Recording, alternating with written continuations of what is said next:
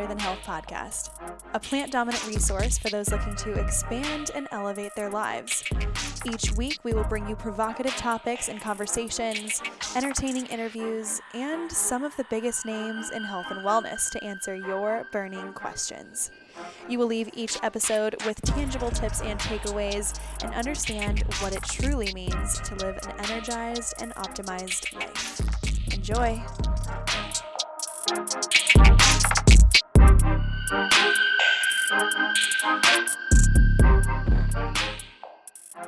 That there's slower metabolism, they're more likely to gain weight, they're more likely to retain water.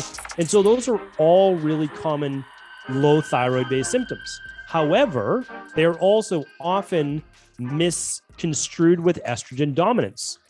That was a quick clip from today's episode. We have Dr. Stephen Cabral on the podcast today. And if that name sounds familiar to you, of course it does. He is the guy, the guru for functional medicine and naturopathy, as well as hormones. We're going to get into that in just a moment, but thank you again so much for tuning in to this week's episode. This is episode 166, I believe, which is pretty cool. We're getting up there.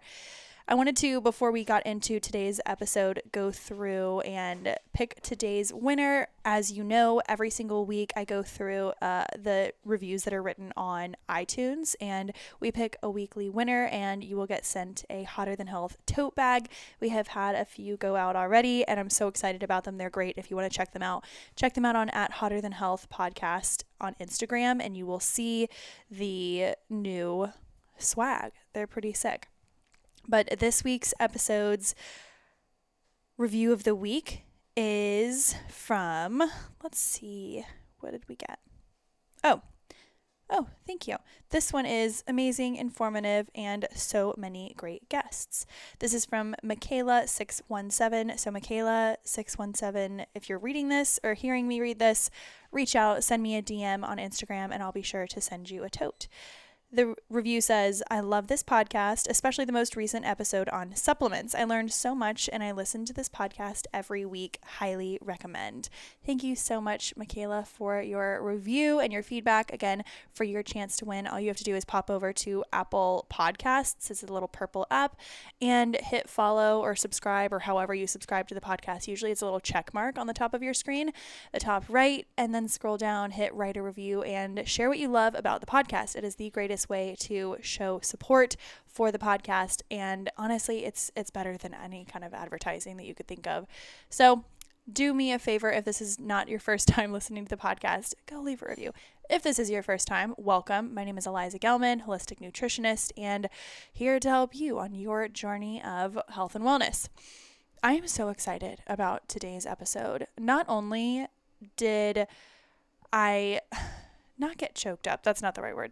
Definitely not choked up. This is very positive. Last week's episode, we were sobbing last week's episode. It was beautiful and impactful, but it was a heavy hitter.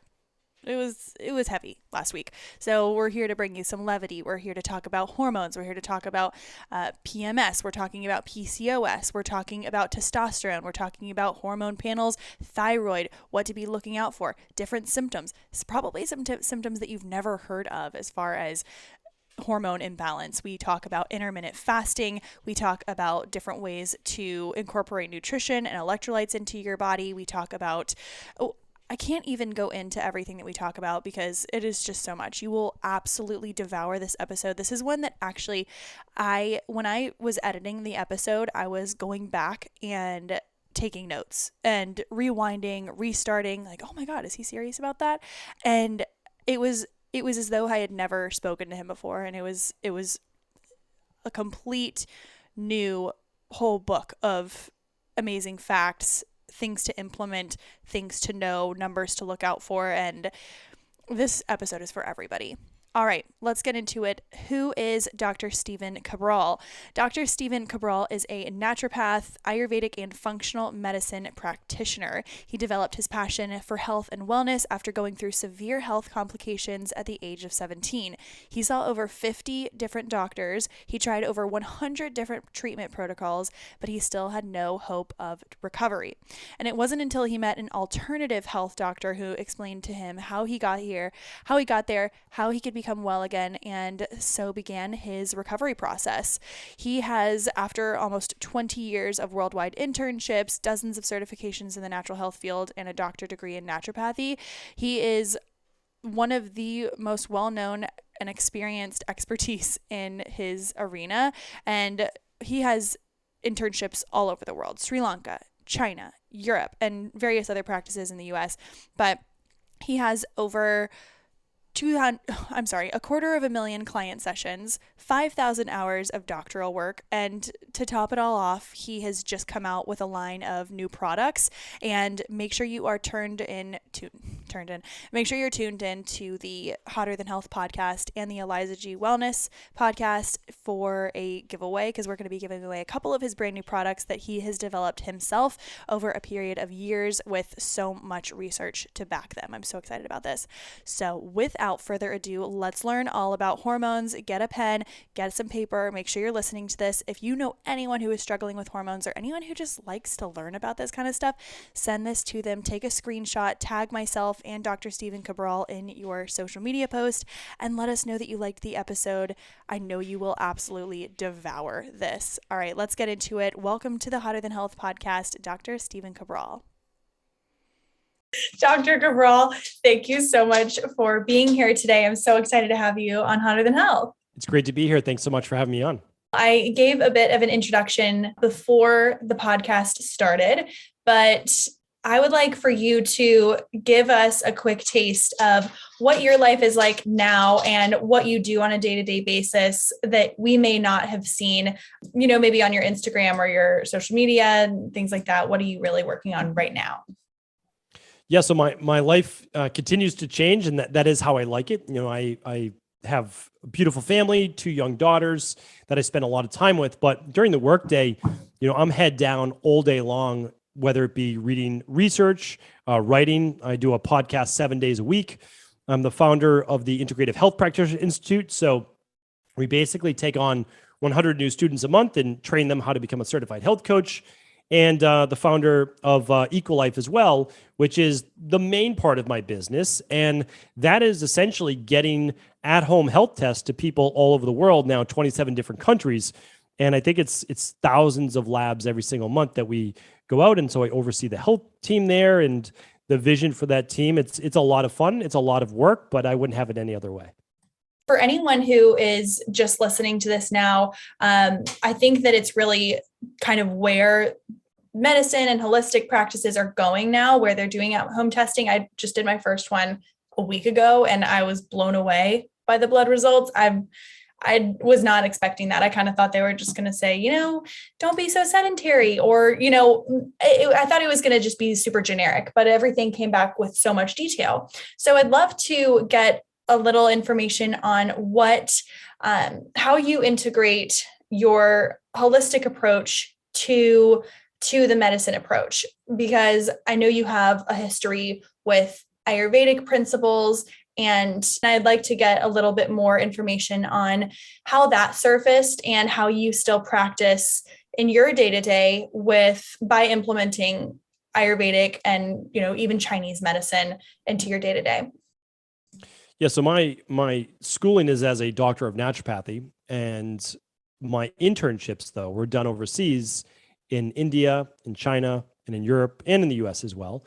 And so what I did was I decided to study all the various forms of natural health, not just one form. So I studied bioregulatory medicine in the US and in Europe. I studied traditional Chinese medicine in a TCM hospital in China, in Beijing. I studied all over India for Ayurvedic medicine, and then other parts as well. So traditional naturopathy and then functional medicine, which is looking at these at-home lab tests. But what I wanted to do was not try to fit any individual into one box. So you can only do this type of medicine or only do that type. And I think when we do that, what we do is we help a lot of people. There's no doubt about it, but we also leave a lot of people out. So my mission now is to really refine the process. So everyone out there is suffering from either some wellness issue like skin issues, migraines, headaches, joint pain, bloating, gas, autoimmune, etc. Or they've got weight gain or weight loss that they're trying to recalibrate equilibrium, or they might be feeling like they're aging at a much more rapid rate. And so what we say is, well, all of those symptoms are true, and that's what you're suffering from. But here's the thing, with precision lifestyle medicine, which is essentially what we're doing, we don't just do like blood work that your doctor would do for your annual visit. We're looking at your gut function. We're looking at a hair test to look at your mineral levels or heavy metals. We're looking at your exact omega-3 levels. So there's no guessing. Do you need omega-3s or not? Well, we can tell you exactly, not if you do or not. We can actually tell you how much you need. And then we look at your food sensitivities, and we look at, so it's really to the point now where you can discover whatever you want to about your body. And why that's important is because it's not genetics that leads to disease. Yes, everyone's predisposed to something, but it's our environment and deficiencies and toxicities that allow for that epigenetic expression of the disease. So what we do is we say, regardless of whether you're diagnosed with the disease or not, we're going to find the underlying root cause. We're going to rebalance the body through replacing your deficiencies and removing a lot of these toxicities. And that's how you're going to become well again. And so my day-to-day is reading thousands of labs and overseeing the protocols that are implemented. But that is really where, I wouldn't say medicine, because we don't want to say that we're providing medical advice. Only your medical doctor can do that. But that's really where true health is coming from. Not sick care, but true health care. Fully. I think that that's gotten very convoluted over the past couple of years, is that you don't have to end up sick to get healthcare. It's actually quite the opposite. And I think that a lot of times we go towards more medical doctors when we're in a panic, when it's the first line of defense. Oh my gosh, we're in this panic mode. So we are just going towards our conditioning. So who's the person who took care of us when we were a kid? It always goes back to childhood. And as this is evolving, it's, it might be intimidating for someone to say, oh, well, let me order a Dutch test. Let me order a blood panel to see what, my hormone levels are, which leads me into something that I'd really like to discuss, is something I know you're passionate about and super well-versed in, is hormone imbalances. And we have a widely female audience, so we can, scoot in that direction. But I'd like to know your thoughts on what are some of the most common symptoms that you're seeing for female hormonal imbalances, beyond just the brain fog and fatigue, because those are in a way generalized. I think a lot of the time people are like, oh, that's me. If we could go deeper and more specific, and then what are some of your follow-up favorite tests? How can people get them? Yeah, absolutely. And 80% of our practice is women. So I just think the natural health field in general skews more towards women, simply because women are more open to the ideas as well, where men a lot of times are more closed off. They're like, well, if my medical doctor didn't tell me about it, then it must not be true. And so, I just think that openness to new concepts is extremely important, because in the end, you get to say yes or no. And for me, what happened was I was 17 years old and I got extremely sick. And so I had all sorts of immune issues, hormonal issues, blood sugar dysregulation, diagnosed with Addison's disease, rheumatoid arthritis, type 2 diabetes, POTS, fibromyalgia, et cetera. And it took me a long time to find those answers, because this is the late 90s and the internet wasn't as widely available. Certainly had never heard of functional medicine or naturopathy. And so it took a while to overcome them, but eventually found the right practitioners, put it together, and lo and behold, I have no more diseases today. And so everything is possible for sure, especially for someone given no hope of recovery. But what we see in our practice, and this goes for, well, let's give some real statistics. So about 5 out of 10 women will suffer from some type of thyroid imbalance within their lifetime.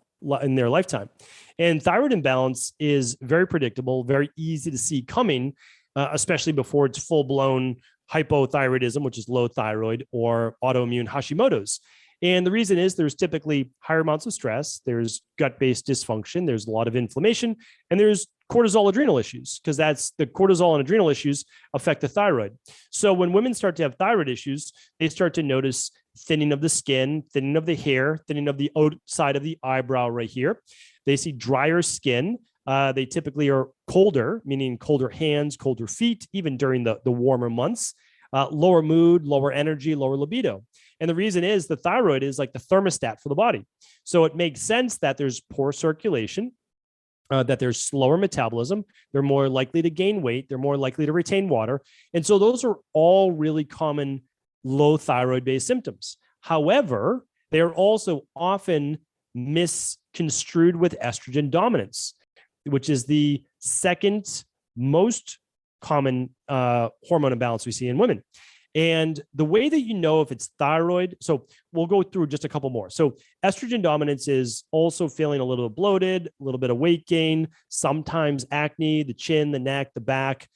It can also be hair-related issues, oilier skin, poor sleep, hot flashes, even if you're not in menopause at night, I mean like night sweats.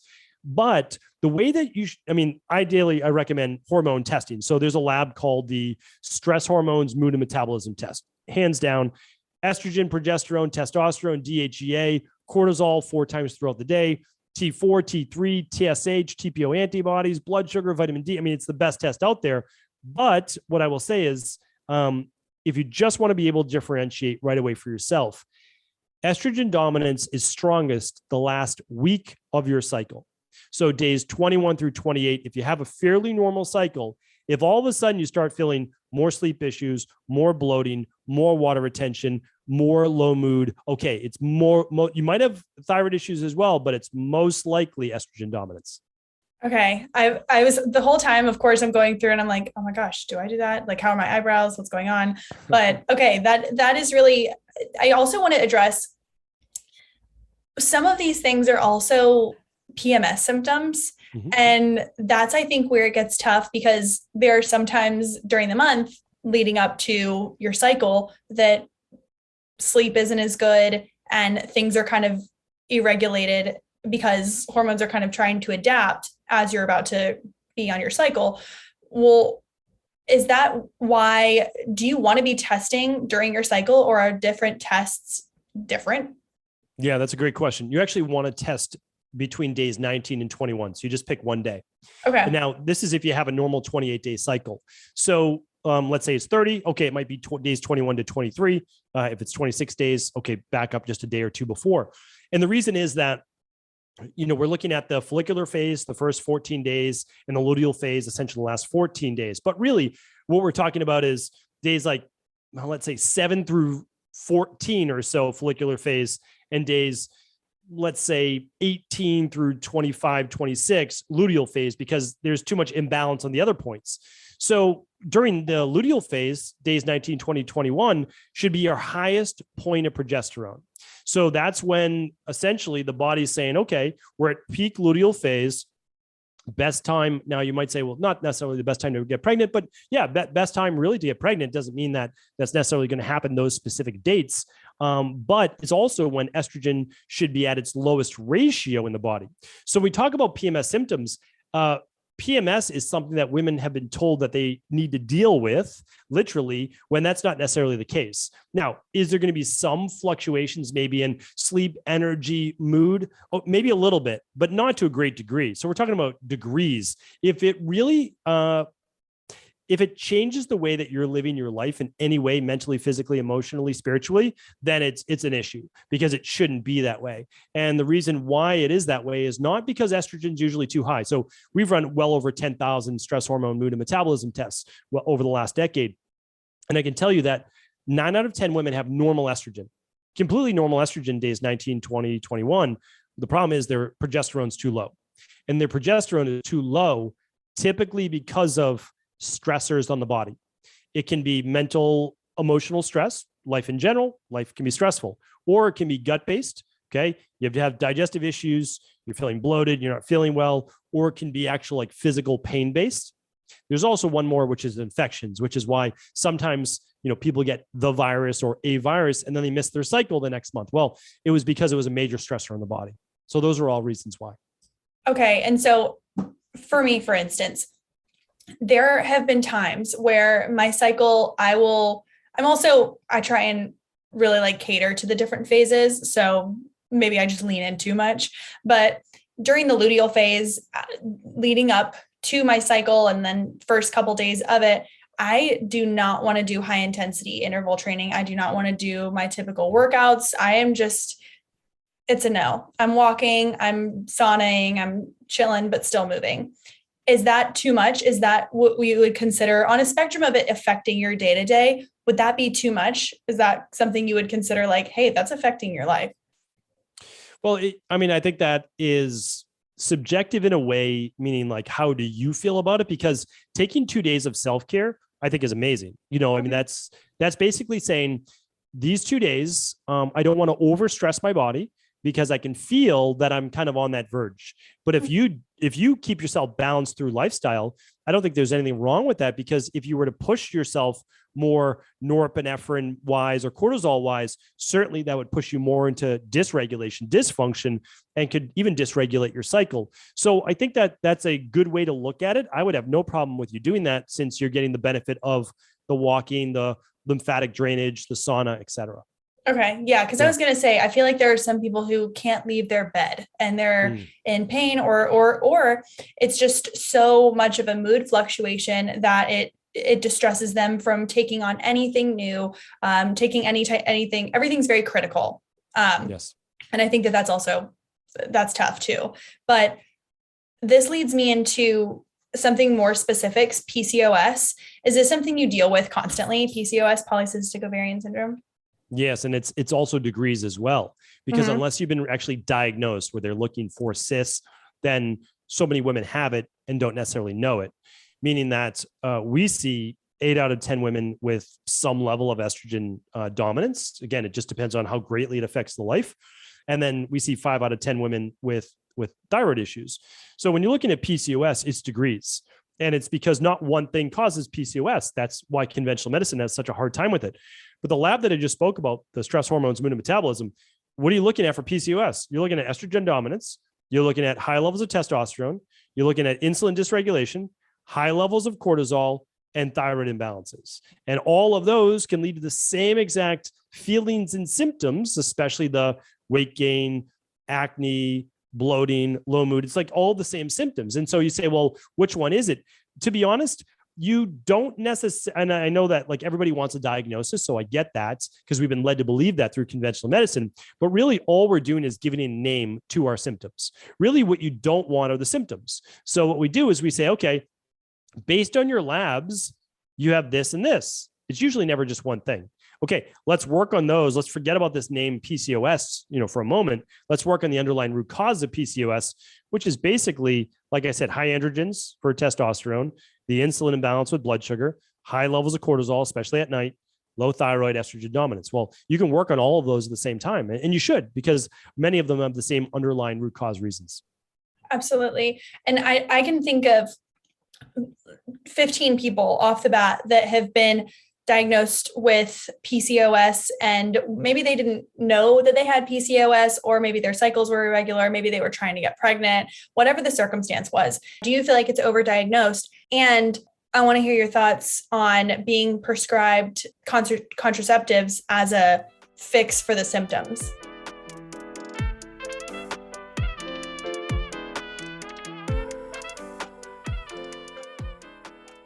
People age at different speeds, and the date on your license may not represent your inner biological age at all. If you're looking for ways to extend your health span and slow down the aging process, the keys to health and longevity run in your blood. That is why Inside Tracker provides you with a personalized plan to boost your metabolism, reduce stress, improve sleep, and optimize your health for the long haul.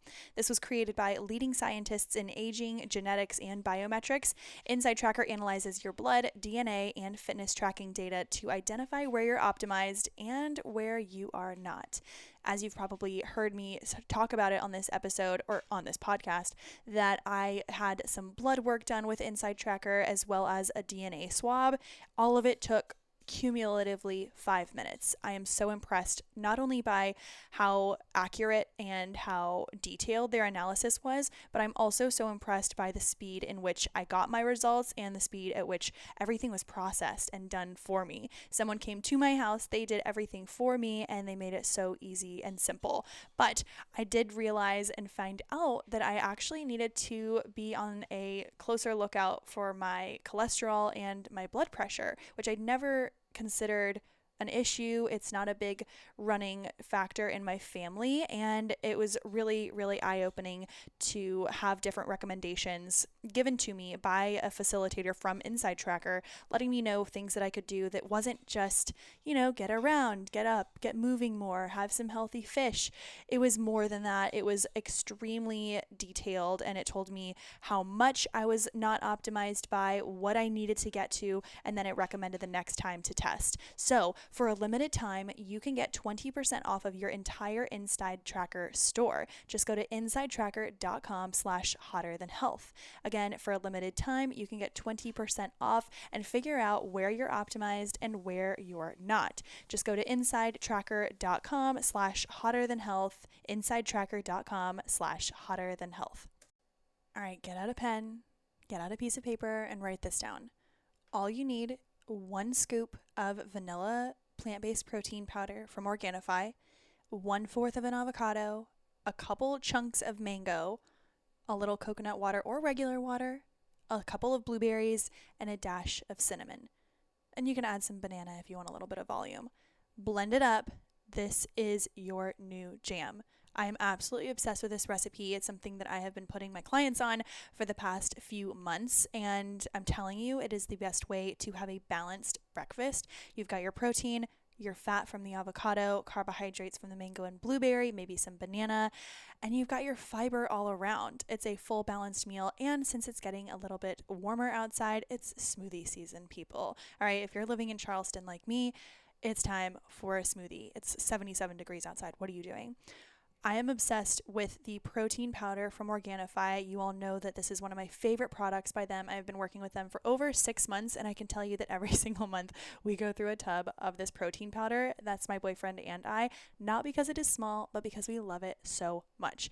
I'm a stickler for ingredients. I'm a stickler for my protein powders, and I only want the best. This has been glyphosate residue free checked, which means that it doesn't have those cancer-causing carcinogens that a lot of products do have. Heavy metal tested, it has digestive enzymes and an amazing nutrient profile. It also doesn't clump up, it's easy to travel with, and the tub that you get is massive. You are getting what you're paying for. And if you use the code HTH, you can get 20% off of your purchase. Just go to Organifi.com, use the code HTH, or just go to Organifi.com/HTH, and you'll get 20% off. They're not offering that to anyone except for these Hotter Than Health listeners, so make sure you're taking full advantage. Check that out. Check out the red juice powder. It is one of their star products as well, and the green juice that I have every morning. But trust me on this smoothie, you will not forget it, and make sure you add the cinnamon. It's the best. Again, code HTH, Organifi.com for 20% off.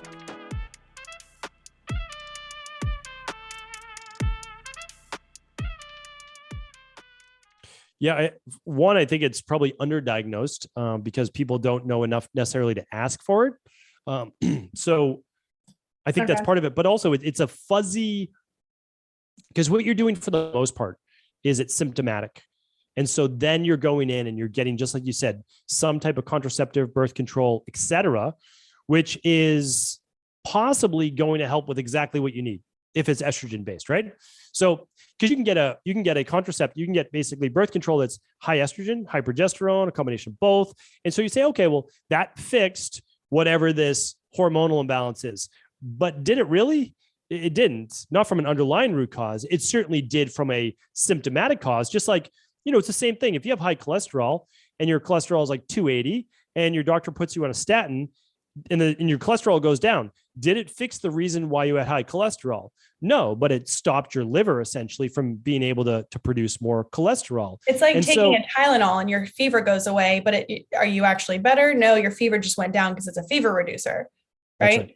Okay. Yes, exactly right. So what you want to do is you still want to look for the underlying root cause. And if it helped your PCOS, it was only because the PCOS was estrogen, progesterone related, not necessarily testosterone, because it wouldn't have anything to do with that, cortisol, et cetera. So I would look at that. I mean, blood sugar is such a big part of PCOS, which then affects the androgens, your testosterone. So too many women are not told about their nutrition, about walking to help lower blood sugar, postprandial walks, meaning like after a meal, you go for a 20-minute walk. It doesn't allow your blood sugar to spike to the same degree. So it's just like little things that we can be teaching people that are so highly effective. And intermittent fast overnight from 6 a.m. to 8 in the morning. I mean, we can talk about all these things that are pretty straightforward once you add maybe one new thing a month, and all of a sudden within 6 months, you're all of a sudden better. You know, it's like, it's all, using inositol is another one as well. Like, you know, we use a product called Estrogen Balance. It contains I3C. It contains DIM, helps with estrogen balance. You add some inositol to it and it can do wonders. Again, you don't do that forever, but you do it to help with the symptoms while you're then rebalancing the underlying root causes. Is that the same thing as Ovasitol? Yes, that's just Ovasitol is just a specific type of inositol. Okay. Got it. And I want to also ask this. A lot of doctors test for one type of thyroid or testosterone. I can't remember what T level they're testing for, but they're usually testing for one thing when they need to be testing for multiple. If someone is going to their primary care and they want to make sure that they're doing their research, of course, every doctor's like, don't go to Google, like, all these things. But what can people be making sure of that their doctors are testing for to cover all the thyroid levels when they go in for their testing, if they don't do an at-home? Well, you know, here's the issue, and I will absolutely share that with you. I'm always happy to. You're asking your medical doctor to do something he or she is not trained to do. That's basically, so it's like, if you ask me to give you all the contraindications of using a diuretic, blood pressure medication, like a calcium channel blocker, a statin, and a anti-anxiety, I'm not the person to ask that. Like, that is not my wheelhouse. Like, I mean, I can just point you in the general direction. That's it. Got it. When you're asking your doctor to look at a functional medicine or a functional level of what your thyroid is doing, they don't know that epinephrine or norepinephrine blocks TSH from becoming T4. They don't know that cortisol, especially in the evening, blocks T4 from becoming activated T3, which is 70% of the usable thyroid hormone in your body. They don't know that high levels of stress shunted to reverse T3, which is unusable thyroid hormone. So everything looks good. You're asking them to do something they've never been trained to do. It's actually unfair to do that to them. Medical doctors, you need one because you want to make sure they are there to help you with acute-based care, life-saving conditions, annual checkup. You want to do that. Then everyone needs a integrative health practitioner or a health coach or a naturopathic doctor, that whoever you feel comfortable with, to help with the actual health base. And for those people, you want to look at free T4, free T3, TSH, and if you can, TPO antibodies, which is the more of the autoimmune part of it. That will tell you how your thyroid is truly functioning. Okay. And that's where all the Hashimoto's diagnoses come in. And that's where that works. That's a whole different conversation. Yeah. That's the TPO antibodies. Okay. But just low thyroid, hypothyroidism would be a TSH above 2.5, essentially. You want your TSH between 0.5 and 2. And so if you see a 3 on your lab work, your doctor will say, well, your thyroid's within range, which is why, again, you don't want to see your medical doctor just for functional medicine use. You do want to see them for, sick-based care. And so what I'm saying is conventional medicine is a wider range. They're 0.5 to 5 for their TSH. And that's because they don't diagnose hypothyroidism as a disease until your TSH is over 5. I think that's what I was talking about. I think that's what I've heard. People were like, but it was on this huge spectrum where, of course, okay. Yes. And the thing is, it's also very confusing because you might think that more means your thyroid's working better. Like if you have a 4 or 4.5 for your TSH, you're like, well, no, my thyroid's well within range. It's between 0.5 and 5. But the more, so if your ideally your thyroid's a 1, somewhere right between like 0.5 and 1.5 or 2. And that means that there's not a lot of call for thyroid, meaning like TSH is thyroid stimulating hormone. So the hypothalamus tells the pituitary gland in your brain to tell the thyroid right here in the neck how much thyroid to produce. Well, if there's not a lot of call for it, that must mean that the cells in your body are getting the thyroid hormone that they need. So there's not a lot of call for it. But if your thyroid is now a 4 or a 5, or someone has like a 13, well, now it doesn't need more thyroid. It actually means that it's not getting to the places it needs to be, which is why your brain keeps telling your thyroid to produce more. Got it. Okay. I was wondering about that. That makes so much more sense going back to my original question. And you're saying, so cortisol level lowering activities at night and then after your meals. So going out for going out for a quick walk after your meals to help regulate your blood sugar levels a little bit more steadily. And then maybe things like turning off the blue light. What are some things that you personally recommend for later in the night when the sun goes down to lower cortisol levels to help with all of the proper production for your thyroid? Yeah. And so if we're keeping in mind that thyroid starts to begin highest peak production around 3 or 4 a.m., it actually starts the night before, because there's nothing you can do when you're in bed at 3 or 4 a.m., right? It's being produced hopefully at the right time. So that does start really the night before. And as the sun is setting, it's always nice. Again, if you can be outside, if you're in Boston, Massachusetts, like I typically am, you're not walking outside at 8 o'clock at night or 7 o'clock at night, or in the winter, 4:30 p.m. Where it's freezing out in the actual sun setting, right? So that doesn't make as much sense. But after 7 o'clock, 7:30 at night, you really just want to turn off those bright lights in your house. You want to, if you have to keep them on, you want to use blue blocking glasses. Ideally, I always say no phones, no iPads, anything like that after 7:38. If you need to, put them on the dark mode, which is the low blue light mode. Use blue light blocking glasses. Super simple. We like to use salt lamps in my house after 7:30, so it's a nice amber glow. You don't get the bright glow. So simple things like that are great. And then have a wind down routine, meaning like nothing stimulating, like no watching the evening news, before bed, read a book, watch something funny, anything like that, I think is good activities. Meditate, stretch, sauna, take an Epsom salt, Epsom salt bath. All these are great activities to do. Okay. So I feel pretty good. We're like using the infrared sauna while we watch Seinfeld with our blue blocking glasses, and then we go read. So there you go. That's excellent. Modern day Grandpa George over here in our house. That's great.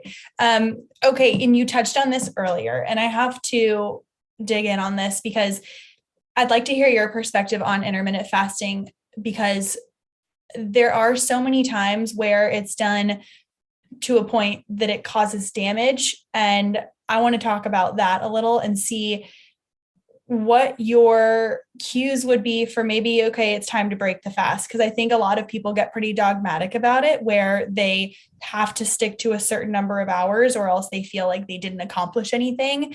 What would be some cues that would let you know that maybe this isn't a good thing? Or on the flip side, what are some true benefits that people could be seeing from proper intermittent fasting?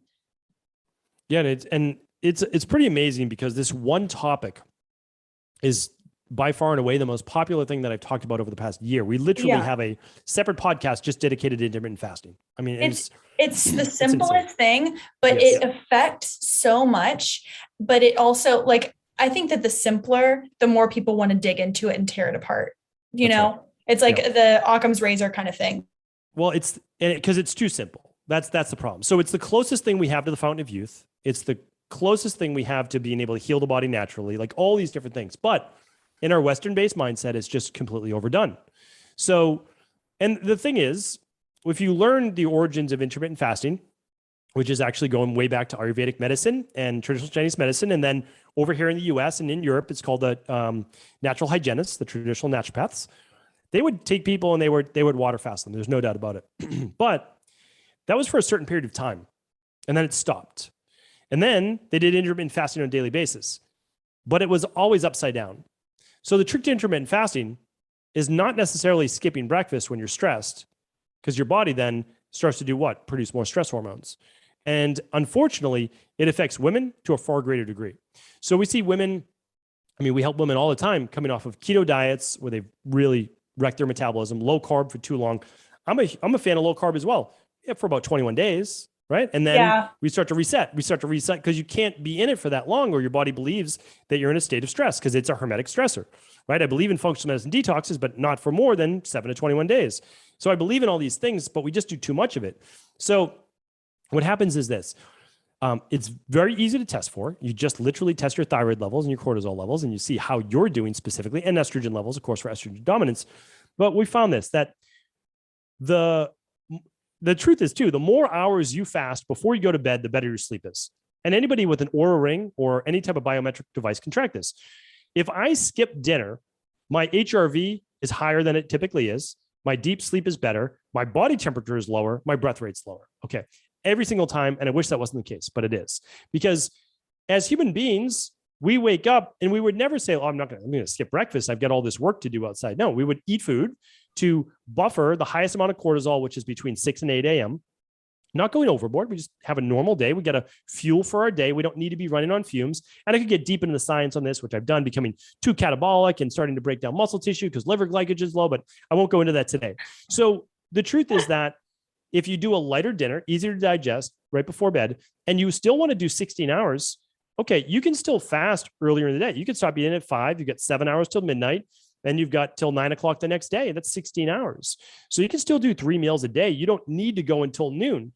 The whole idea of skipping breakfast is very, very foreign concept in any form of natural health.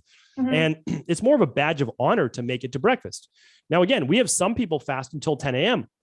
Seems to work great for them. And then they break their fast at 6. But for most people, we stop at 6 at night and we start eating again at 8 a.m. It's 14 hours. It's a great compromise. There isn't a magic number to 16. That's all made up. I mean, did a show on when autophagy really kicks in and when there's liver glycogen depletion. The truth is, it's actually different for each person. I was just about to say, every body is different. That can't make any sense. That's right. And so 16 hours, there's no special number to it. Like there really isn't. So what we do is we try to bio-individualize it as much as we can for each individual. So it's 3:30. So I'll have dinner at 4. Perfect. This is great. Thank you. A lot of people do. And I'm telling you, check your bet. I can't, technically I could, but there are things we also do for our partners or our family. And my family has dinner at 5:30. So I've got 2 daughters. They're 7 and 9 years old. I'm not going to skip dinner. Now, have I before? Of course. When I'm doing a functional medicine detox and I'm not doing dinner that night, yeah, I skip dinner.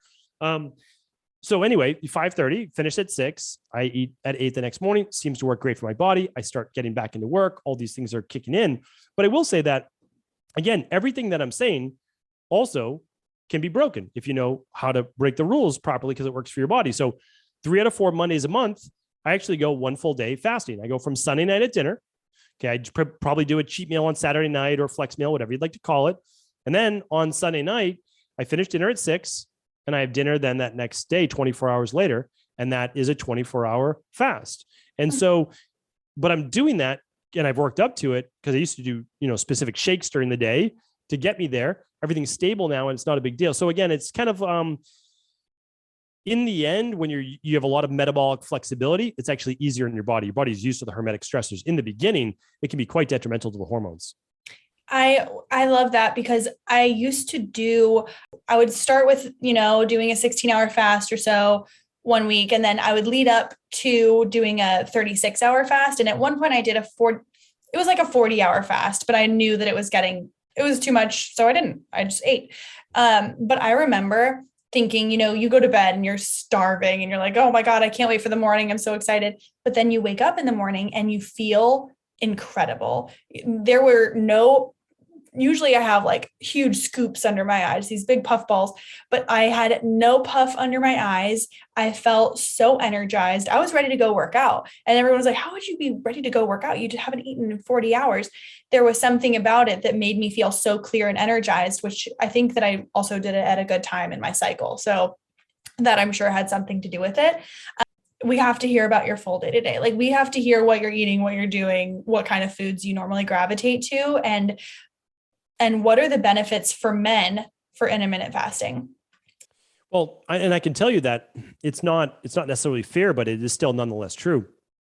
For women, intermittent fasting is much harder on their body. And the reason is that they're meant to, excuse me, their bodies are meant to sustain life. So we have to understand is that a woman's body has to know if the environment is safe to bring a child into. And if it's not, it's going to dysregulate her cycle. So the more stressed she is, just from lack of water, lack of food, lack of sleep, emotional stress, the more difficult it's going to be in order for her to keep a normal cycle.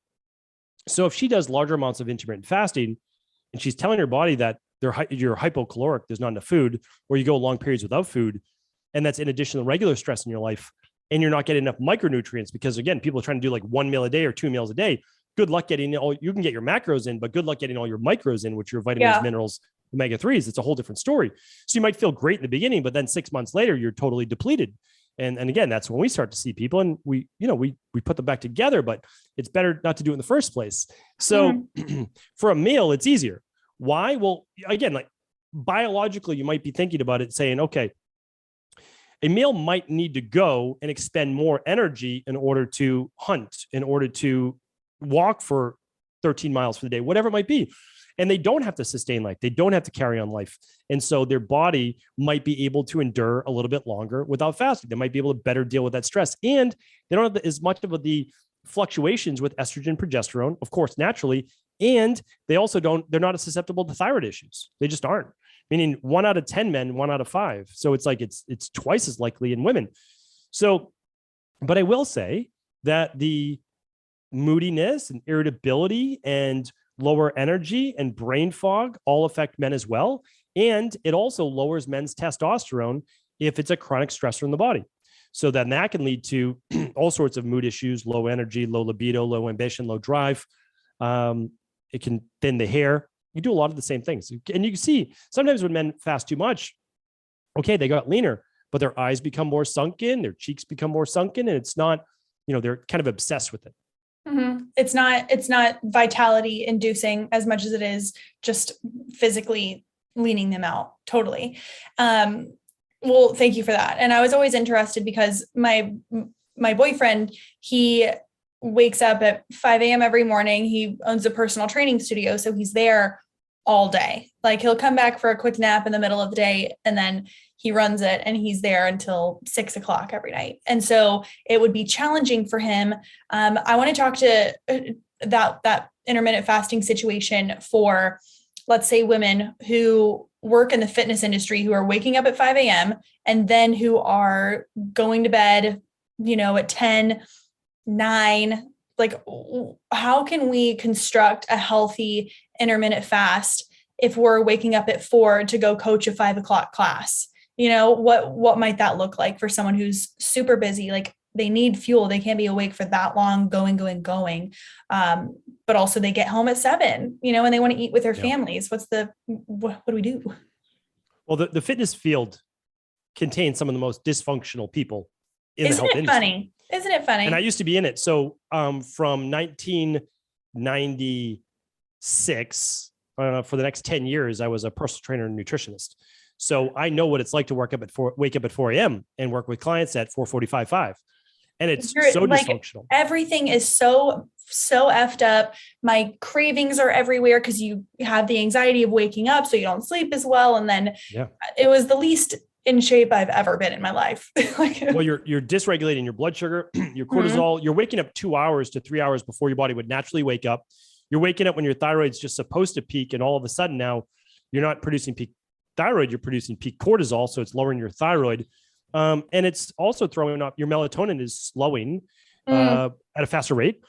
So it's all of the recipes for disaster in terms of mood, weight gain. Like a lot of fitness people have trouble keeping the weight off because they're over exercised and kind of like over moving the whole day. And so it is very difficult. And so I feel for the entire industry, because you're trying to do all the right things. You're trying to be a good role model for your clients, and yet you're underslept and overworked essentially.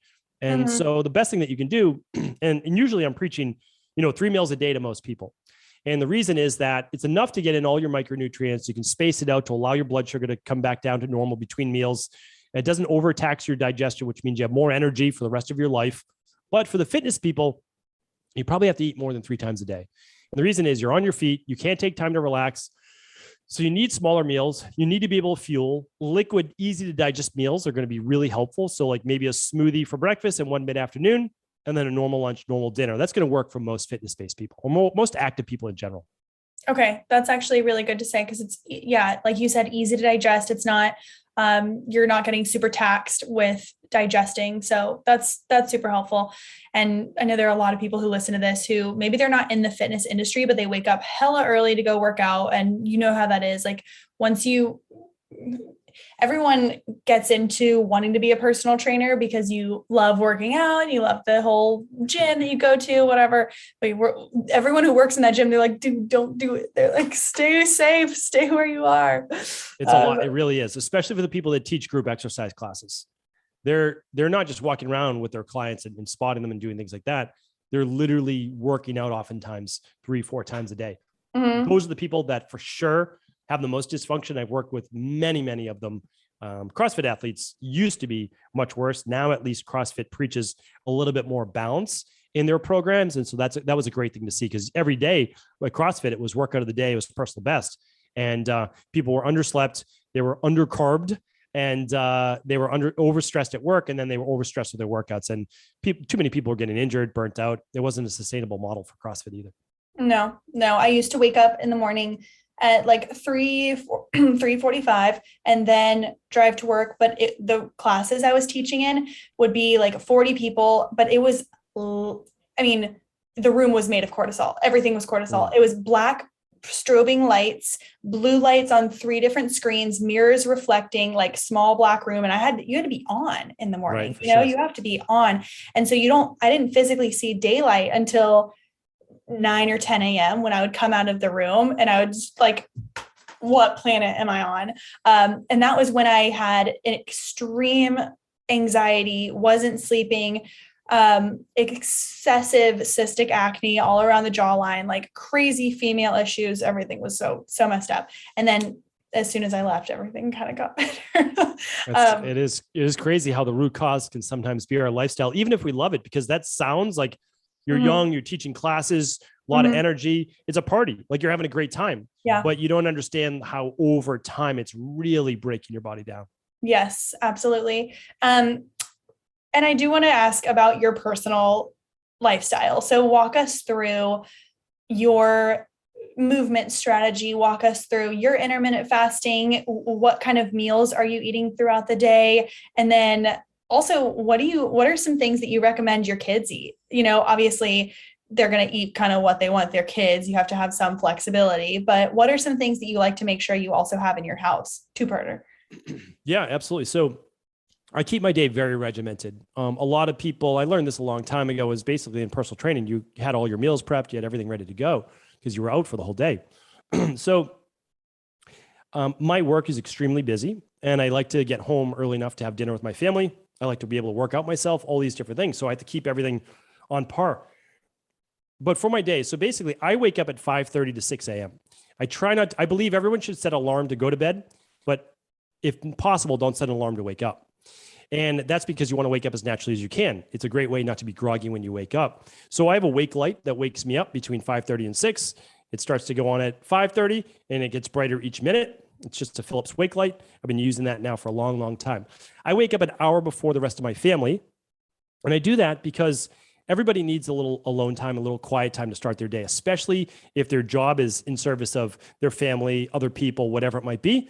So I just take that hour for myself. I get ready for the day. I'm prepped for the day. I do a little reading, and that's just my enjoyment time. Then when my daughters wake up, I make a smoothie for the whole family. So that's an easy thing for us to do. I have a smoothie myself in the morning. If I'm going to have coffee, I do a half decaf, and that's after the smoothie. A big thing you want to know about cortisol regulation is your coffee should be had after your meal or with food rather than on an empty stomach, which just spikes the nervous system. What do you think about like adding, would you add coconut milk or coconut oil to or ghee to your coffee if you weren't doing a smoothie, if you're intermittent fasting in the morning? No, because all those things break a fast. They don't break blood sugar, but they still break a fast. Yeah. So okay. I've, a lot of people do that because it gives them more energy because there is calories, and then the fat is also the caffeine is obviously a stimulant. So I'm okay with that, but I just want people to know, like, why are you doing it? That's basically the reason behind it, And so what I'm trying to do is I eat balanced meals. If the goal is to provide yourself with sustainable energy, I get enough protein, carbs, fiber, and fat at each meal to sustain that energy. And that's my goal. And then that's going to take me through lunch. My lunch is always going to be very simple. And it's going to be, I try to get 2 to 3 cups of vegetables at a meal. So it's just going to be vegetables. And for a starch, I might eat some like butternut squash. Everything is kind of frozen or it's just pre-prepped. It's easy. And I'm typically doing a plant-based lunch and it's just hemp hearts. And I'm putting some olive oil, extra virgin olive oil, and I'm doing some sea salt on that. Super simple, plant-based, easy to digest. For 3 days a week, when I'm doing weight training, I do a smoothie mid-afternoon because for me, I am not someone that gains weight easily. So again, it's part of knowing your body. And I want energy going into the gym. So I'm not there for fat loss. I'm there for actually strength gain and for enjoying the workout. So on my running days, I don't do that. My cardio days, but my weight training, I do, and I really enjoy that. And then I do dinner, and dinner then will be a paleo-based protein. It'll be fish, it'll be chicken, it'll be some type of meat, and then it'll be more vegetables. And typically I'm doing sweet potato, yams, yuca, that type of thing as well. So that's my nutrition for the day. I work out every day. I used to not work out. It would do like 2 days on, 1 day off. Now all I do is go weight training, cardio, weight training, cardio, weight training. And then the weekends are just active days. And the reason I do that is because I try to do everything at the same time every single day. So I learned that about 3-4 years ago, rhythms and routine. Your body will always have energy for what you want to do if it knows what it's coming next. That includes digestion. It includes exercise. I go to bed within a half hour the same time every single night. Again, these are all things that you can get to over time. And yes, I break those rules sometimes. But the reason is that I used to be a complete insomniac. Now I go to bed right at 10 o'clock or just a little bit before. And the thing is, I fall asleep now in under 10 minutes. It used to take me hours to fall asleep at night because I didn't have a proper bedtime. And so these things, people say, well, that's pretty regimented. And I'll tell you right now, though, it gives me all the energy, vitality, zest for life that I want to be able to work as much as I want, have fun with my family, be in a good mood, wake up without an alarm clock, exercise every day. So it's kind of a small price to pay. And plus, what am I doing at 10 o'clock at night? Honestly, like I don't need to watch any more TV. I can already do that from, my wife and I will sit down at 8 o'clock to 9 o'clock each night and we'll watch whatever we want. Watch Yellowstone, which we love. We'll watch some, show like that, and that'll be it. And then that's it. And so we're done. Then we're getting ready for bed. We can read a little bit, have fun, talk, chat, whatever it might be. Damn. That's impressive. That is quite a day. That is really great. And I also really like that you are having intentional plant-based meals in the morning or in the afternoons and in the mornings. I think that is huge. And it's not just carbohydrates where you're spiking everything. You have your olive oils and your hemp hearts. You're still making it balanced and you're still getting your protein and you're not the kind of person you're active. You probably have a really high resting metabolic rate. So you're naturally just burning all throughout the day. Two questions. Are you using a protein powder? And then if you are traveling, and you're off of your regimen, what types of supplements do you typically travel with? Yeah. So every day I wake up and use a product called Daily Nutritional Support. Okay. I started using a product like this in 2010. It's an all-in-one. It contains all your vitamins, all your minerals, all your electrolytes, 15 grams of a plant-based protein. And it's fantastic. It covers all of your bases. So if you never did anything else, okay, you got everything you needed for the day, plus sulforaphane and daily detox factors. And then at breakfast, lunch, and dinner, I have something that looks like this. There's a little vitamin box.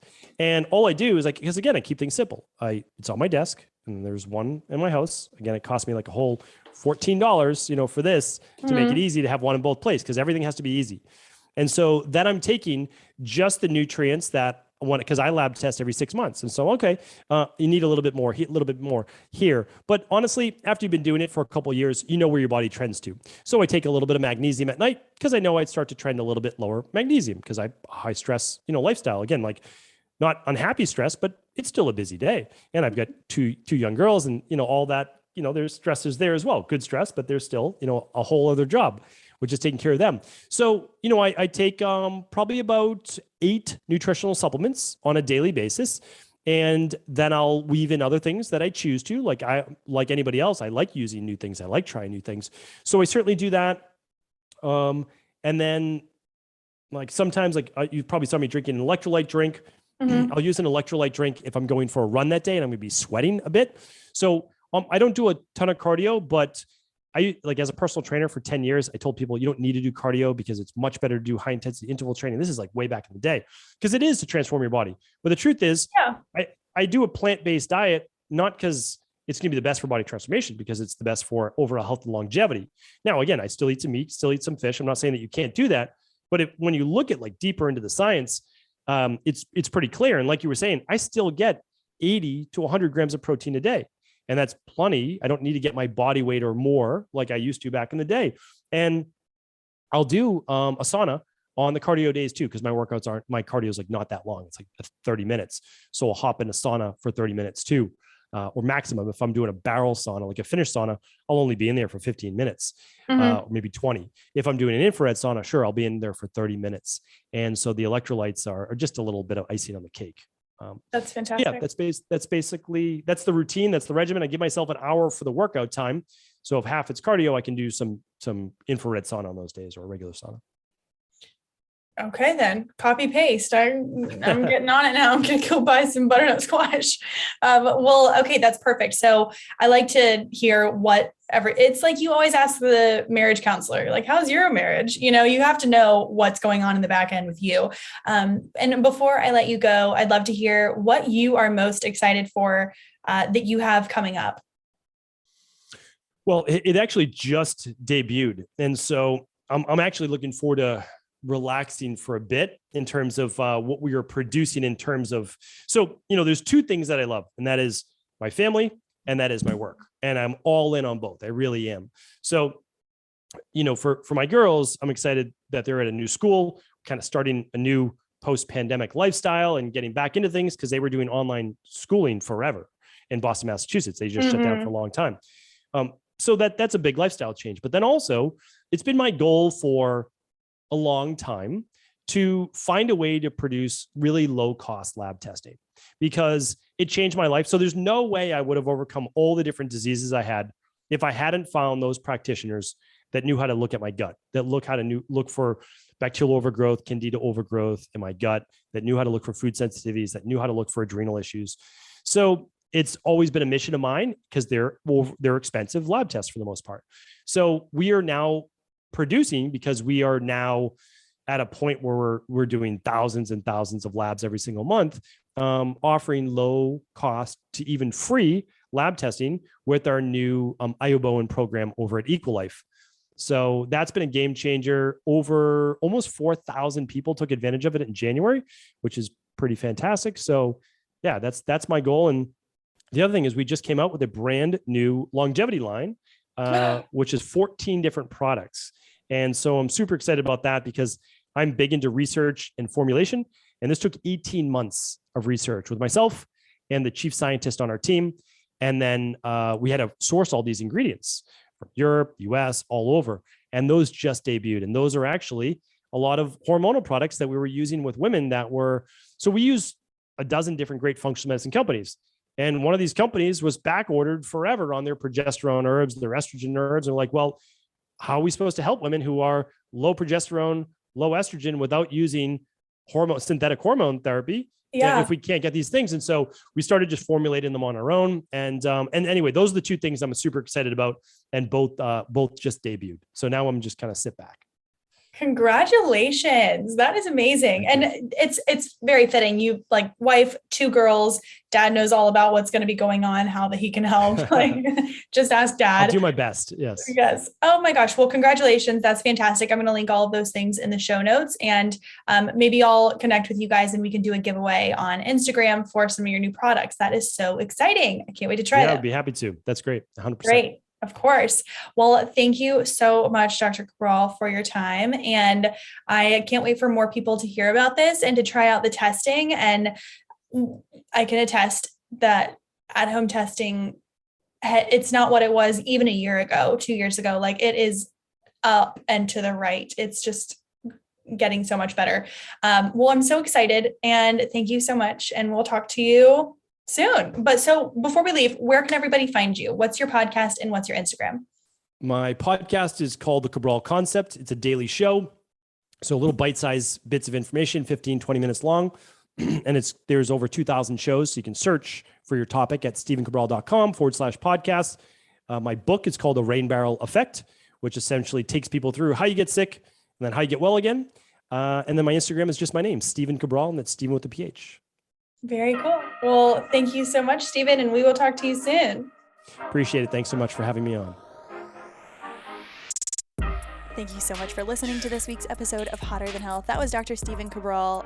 Isn't he just a genius? I could listen to him all day long. Make sure that you are following along on social media to be up to date on brand new episodes, and make sure you are subscribed and following on Apple Podcasts or Spotify to make sure that you never miss an episode. It is the best way to support the podcast. Go write a review, click follow, click subscribe, or just take a screenshot. Let us know that you're listening and tag us on social media so we can repost you.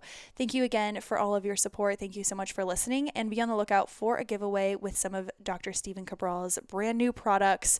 And without further ado, I will let you go on with your day. Have an amazing rest of your week and weekend, and be on the lookout for the next episode. It's a little teaser of something that we have planned for the next month.